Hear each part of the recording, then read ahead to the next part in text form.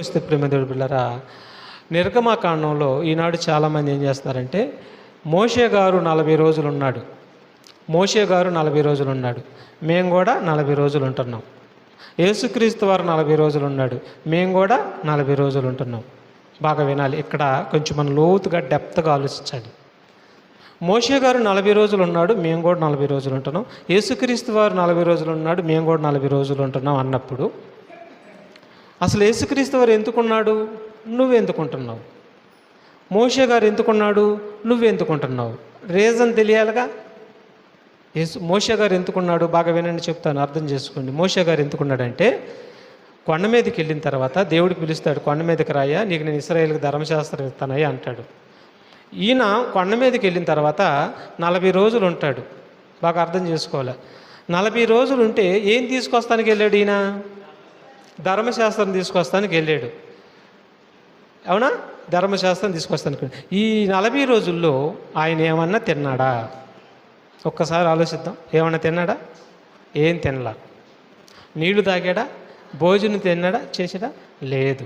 ఒకసారి చూడండి, ఆ మాట చూద్దాం, బాగుండిద్ది. ముగించుకున్నాం. నిర్గమకాండం 24:18 వచ్చిన, నిర్గమకాండం 24:18 వచ్చిన చూద్దాం. అప్పుడు మోషే ఆ మేఘములో ప్రవేశించి కొండ మీదకి ఎక్కెను. మోషే ఆ కొండ మీద, ఎదుగో బాగా వినాలి, అండర్లైన్ ది వర్డ్, అండర్లైన్ చేసుకోవాలి ఈ మాట. రేయిం పగళ్ళు అంటే రాత్రి పగళ్ళు 40 దినములు ఉండెను. రాత్రి పగళ్ళు 40 దినములు ఉన్నాడంట. అదే 34 అధ్యాయం కూడా చూద్దాం. 34:28 నిర్గమకాండం, దాని పక్కనే రాసుకోండి. 34 అధ్యాయం 28 వచనంలో 40 దినాలు ఉన్నాడంట. అట్ట 2 సార్లు వెళ్తాడు. అతడు 40 రేయిం పగళ్ళు యెహోవాతో కూడా అక్కడ ఉండెను. ఈ మాట మీరు అండర్లైన్ చేసుకోవాలి. అతడు ఏం చేయలేదు? భోజనం చేయలేదు, నీళ్లు త్రాగలేదు. ఎన్ని రోజులు? 40 రోజులు.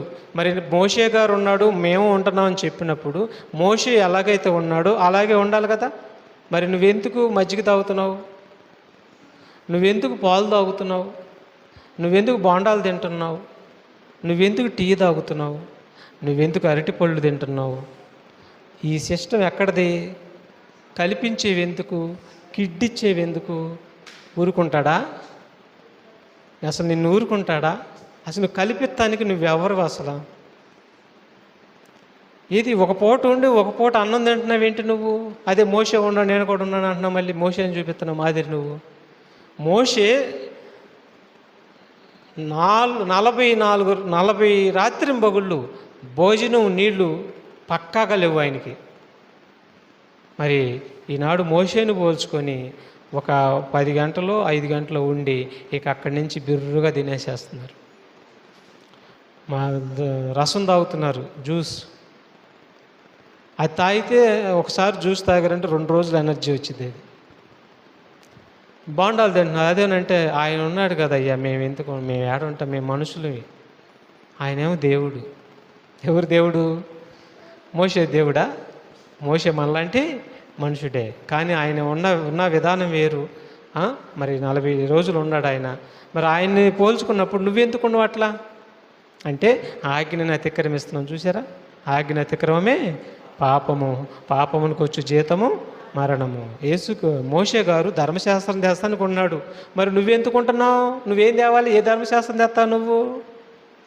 ఈ 40 రోజులు ప్రభువా నాకు అది కావాలి ప్రభువా, నాకు ఇది కావాలి ప్రభువా, నా కోసం సిలువలో చచ్చిపోయావు ప్రభువా, నీ కోసం నేనేం చేయను ప్రభువా, నువ్వు సిలువలో చచ్చిపోయినా నీ మాట నేను వినను ప్రభువా, నీ ఆజ్ఞలు నేను గైకొనను ప్రభువా, నా మాట నా మాటే, నా చూపు నా చూపే, నా విధానం నా విధానమే, నేను మాత్రం మానను ప్రభువా, నువ్వు చనిపోయాని మాత్రం 40 రోజులు నేను ఏడుతాను ప్రభువా.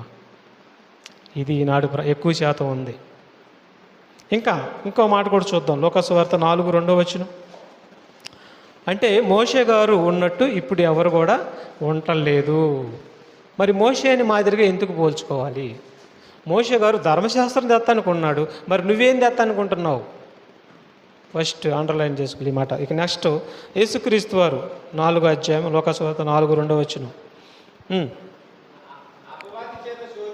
అపవాది చేత శోధింపబడుటకును ఆ దినములలో మొదటి నుంచి చదువు. యేసు పరిశుద్ధాత్మ పూర్ణుడై యోర్దాను నది నుండి తిరిగి వచ్చి 40 దినములు ఆత్మచేత అరణ్యములో నడిపింపబడి అపవాది చేత శోధించబడుచుండెను. ఆ దినములలో ఆయన ఏమీ తినలేదు. చూసారా, ఆ దినములు ఏమి కూడా ఆయన తినలేదు. రాత్రి పగలు ఆయన ఏమి తినలేదు. ఎందుకున్నాడు ఆయన? రాత్రి పగలు ఎందుకున్నాడు? అపవాది చేత ఎందుకు శోధించబడుతున్నాడు? దేనికోసం 40 దినాలు ఉన్నాడు అంటే, ఇదిగో కొత్త నిబంధన ఇవ్వబోతున్నాడు, ఇదిగో లోకానికి రక్షణ ఇవ్వబోతున్నాడు, ఇదిగో నిత్య జీవాన్ని ఇవ్వబోతున్నాడు, బలి అవ్వబోతున్నాడు, కొత్త నిబంధన ఇవ్వబోతున్నాడు. అందుకున్నాడు ఆయన. మరి నువ్వెందుకున్నావు? ఒక పూట ఉండి ఒక పూట తిండి తింటున్నావే. అదేనంటే యేసు ప్రభు ఉన్నాడుగా, మోషే ఉన్నాడుగా అని చెబుతున్నావే. అసలు ఏమన్నా అర్థం ఉందా?